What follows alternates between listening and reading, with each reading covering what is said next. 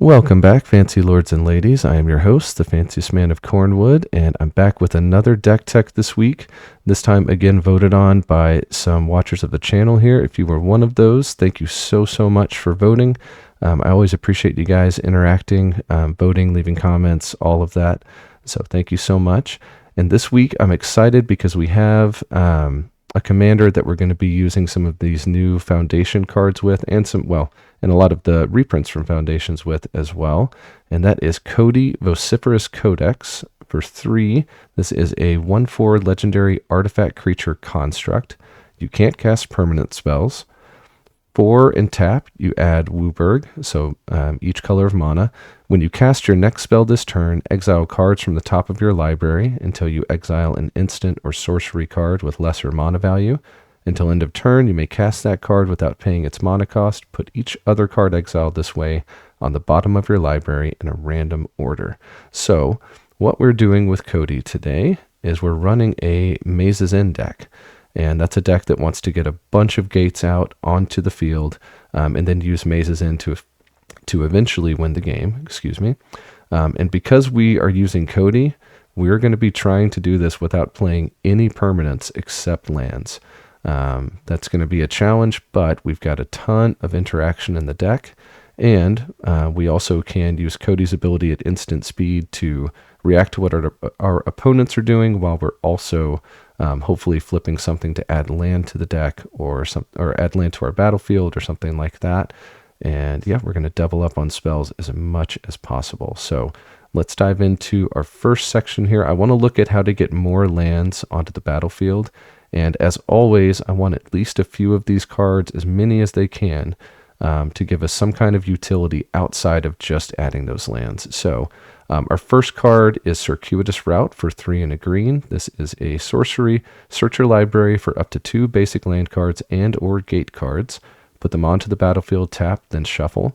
Obviously, we're playing as many of these cards that look for lands and either put them on the battlefield or put them in our hand as possible, because that's part of our win con. So Circuitous Route, great card for the deck, great card to kind of flip into or cascade into, whatever you want to call Codie's ability, off of one of our defensive cards as well, because it adds those 2 gates to the field. All right, next, let's look at Dance of the Tumbleweeds for 1 and a green. This is a sorcery with Spree, so you can choose 1 or more additional costs. The first one is for 1 additional generic mana. You can search your library for a basic land card or a desert card, put it onto the battlefield, then shuffle. And then for 3 more generic mana, you can create an XX green elemental creature token, where X is the number of lands you control. This is just a great way, after we've ramped already, to just add more land to the battlefield, but also get us a big blocker. We don't care if this blocker has evasion. Might be nice if it had flying or reach, but we'll still take a big body that at this point is probably going to be at least a 5/5 or a 6/6. And then again, we have a chance to hopefully cascade into something with Codie that will be helpful to us. Next, we've got Explore the Underdark for 4 and a green. This is a sorcery. Search your library for up to 2 basic land cards and or gate cards. Put them onto the battlefield, tap, then shuffle. You take the initiative. All right, so typically, it wouldn't be too great to take the initiative in a deck that's not running a lot of permanents, because we're obviously not going to have a ton of blockers out. But if we can time this right, then we can either kind of use this to try and find a defensive spell or something like that, or we can just make sure that by the time we play this, we're near that 10 gate mark to go ahead and get Mazes In out and win the game. We can also have a ton of defensive spells in the deck that if we could hold one up the same turn we're playing this, then we're going to have some ways to protect ourselves and hopefully keep that initiative for a turn or 2. All right, next we have Jaheira's Respite for 4 and a green. This is an instant with search your library for up to 8 basic land cards, where X is the number of creatures attacking you. Put those cards onto the battlefield, tapped, then shuffle. Prevent all combat damage that would be dealt this turn. So this can be massive for us. With Codie out, we can play this, cascade into another spell, while at the same time ramping out a bunch of lands and protecting ourselves for the turn. I like that this is 5 mana, just like Explore the Underdark, because that's the perfect cost to play with Codie. that 1 colored mana and then 4 generic, that lets us use his ability to the fullest. So we like that quite a bit. All right, next we're going to look at some of those defensive cards that can help keep us safe while we're kind of building up our board and getting that Maze's End win condition ready. First, we've got Arachnogenesis for 2 and a green. This is an instant create X 1/2 green spider creature tokens with reach, where X is a number of creatures attacking you. Prevent all combat damage that would be dealt this turn by non-spider creatures. So if you're in a meta where someone's playing a really just beefed up spider deck, that's going to be kind of rough. But other than that, this is a fantastic way to get a ton of blockers out. Those blockers do have reach, which can be really huge for this deck. We need that sometimes defensively. And it prevents combat damage for a turn for everything but spiders. So again, it's a way to keep ourselves safe for a turn while we're trying to build toward our win condition. Right, next we have Death Sprout for 1 generic, 2 black and a green. This is an instant destroy target creature. Search your library for a basic land card, put it onto the battlefield tapped, then shuffle your library. This is just another great way to interact with our opponent's boards and at the same time hopefully ramp out. It also thins our deck of basic lands, which we're running quite a bit for our land ramp package, but we like getting them off the top of our library and having more spells to draw into, hopefully some of our card draw to draw into, that kind of thing. All right, next we have Expel the Interlopers for 3 generic and 2 white. This is a sorcery. Choose a number between 0 and 10. Destroy all creatures with power greater than or equal to the chosen number. So this deck has a lot of these board wipes that are either one-sided in our favor, or that we can just use their effect to make them one-sided. It's possible we'll have some creature tokens out, but you see Arachnogenesis is not making big creatures. Some of our other defensive cards don't make big creature tokens. They make a lot of small ones. So we can usually choose 2 safely and just wipe the board of everything that is really a threat to us, while at the same time keeping Codie safe, which is always nice. All right, next we have Settle the Wreckage for 2 and 2 white. This is an instant exile all attacking creatures target player controls. That player may search his or her library for that many basic land cards, put those cards onto the battlefield tapped, then shuffle his or her library. So again, just an instant speed way to keep ourselves safe. We can also clear out an opponent's board that just has a lot of threatening creatures. Hopefully they attack us with all of them. And then the other nice thing is, yes, they get to fetch basics, but there's a lot of commander decks, including ours, that run so many non-basics.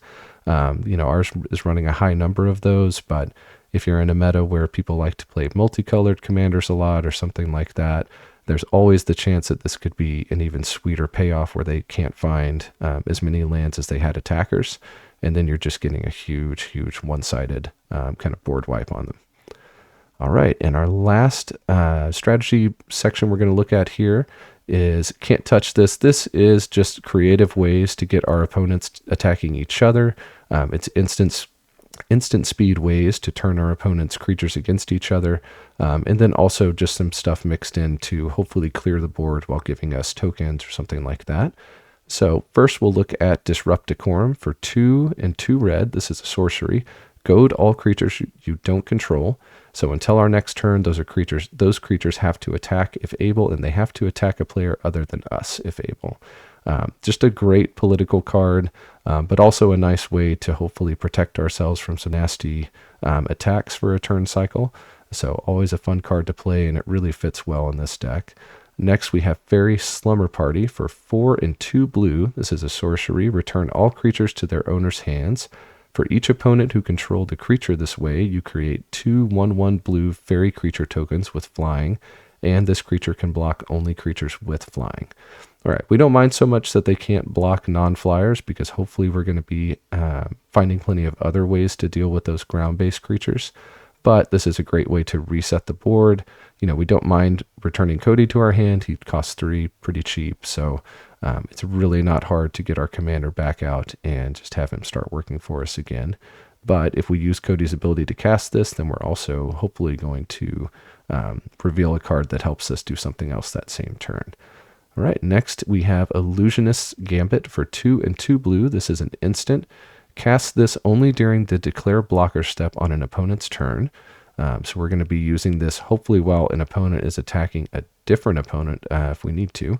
And then remove all attacking creatures from combat and untap them. After this phase, there's an additional combat phase. Each of those creatures attacks that combat if able. They can't attack you or a planeswalker you control that combat. So I might have misspoken there. We can definitely just use this defensively during an opponent's turn. But just another great way to not only protect ourselves for a turn, but also hopefully turn those creatures against our other opponents.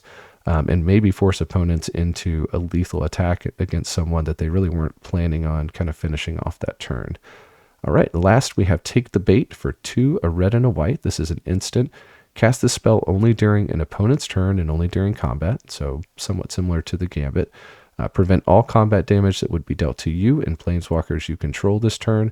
Untap all attacking creatures and go to them. After this phase, there's an additional combat phase. So really similar to Gambit. It's goading here instead of kind of putting it out there that they can't attack you or a planeswalker you control. But yeah, just another really nice defensive way to help ourselves. And, this one works a little bit better with Codie because it has just the one of each colored mana. We can hopefully use his ability to play this and then maybe, reveal a ramp card or something like that and help ourselves out even more at instant speed. All right, but that is the deck, guys. One thing I really like about this is that we're about to get some reprints and foundations that will either make these cards really cheap or they'll just help people get access to them, including Maze's End. Some of our defensive spells like Aetherize, that's going to be reprinted in foundations. So yeah, let me know in the comments what you guys think of the deck. Is there a different direction you would take it? Or are there some maybe defensive spells? Once you look at that link down in the bottom left at the deck, are there some spells you feel I left out or anything like that? But thank you so much for taking the time to watch this. Really appreciate, again, everyone that voted, everyone that's taking the time to watch these videos. It means a lot to me when y'all stop by, and yeah, I hope you're getting something out of it. In the meantime, thanks again, and keep playing Commander.